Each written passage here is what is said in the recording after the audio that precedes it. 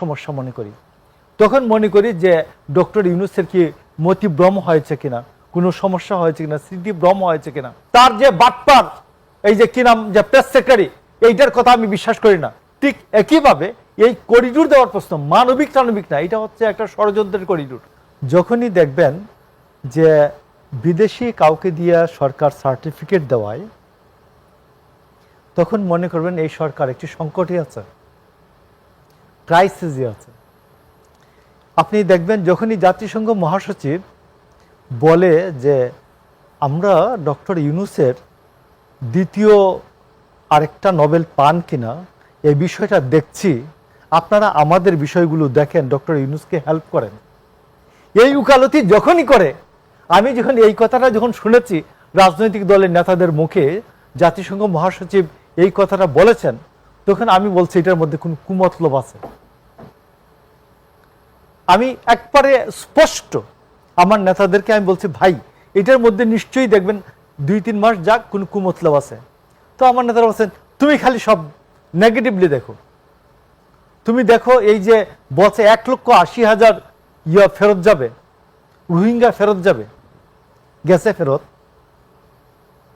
আরো 1,30,000 রোহিঙ্গা ফেরত নতুন ঢুকছে। প্রধান উপদেষ্টা তো বলেছেন যে আগামী ঈদ হয়তো বা রোহিঙ্গারা আরাকানে করবে। বাটপাড়ির কথা, মুখটা আমার খুব মেজাজটা এমনি গরম এই লোকটার নাম শুনলে।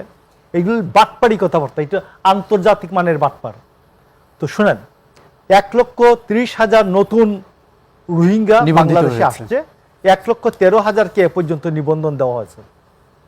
তো এই যে ওনার যে প্রধান উপদেষ্টার যে হাই রিপ্রেজেন্টেটিভ খলিল বলল যে গলা ফাটিয়ে আমাদের কাছে 1,80,000 রোহিঙ্গা যাবে, ফেরত যাবে।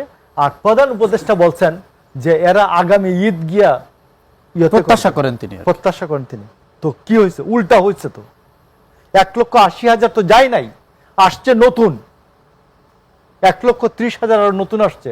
আমার মনে হয় এখন আমরা যখন কথা বলছি তখনই কিছু রোহিঙ্গা ঢুকছে। এটা 1.5 লক্ষর বেশি হয়েছে এই পর্যন্ত।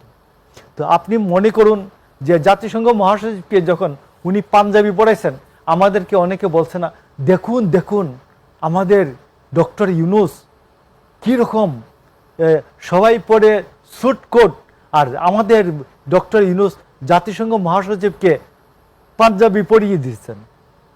আমরা রিয়েলি বলছি, আহা কি কি আমাদের ডক্টর ইউনূস একেবারে ঠাকুর। এই বিষয়টা কেন আসলো যে আমরা বিদেশিদের